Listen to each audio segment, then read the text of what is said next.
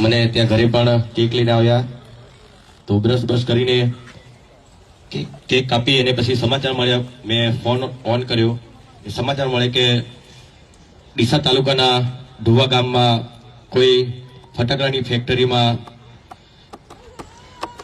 18 લોકો મૃત્યુ પામ્યા.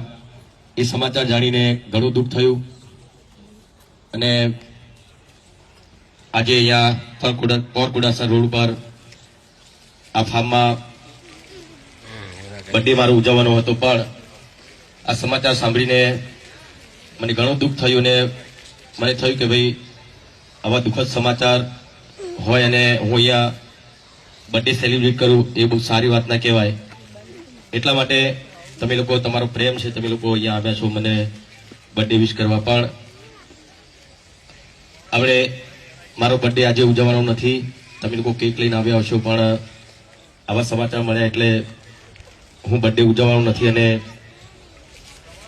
જે લોકો મૃત્યુ પામ્યા છે એને ભગવાન એમની આત્માની શાંતિ આપે અને જે ઇજાગ્રસ્ત થયા છે એ જલ્દી સાજા થઈ જાય એવી ભગવાન માતાજીને પ્રાર્થના કરીએ. અને બીજું, દરેક જણને વિનંતી, પ્લીઝ થોડી વાર માટે ઉભા થઈ જાઓ. જે લોકો ફટાકડાની ફેક્ટરીમાં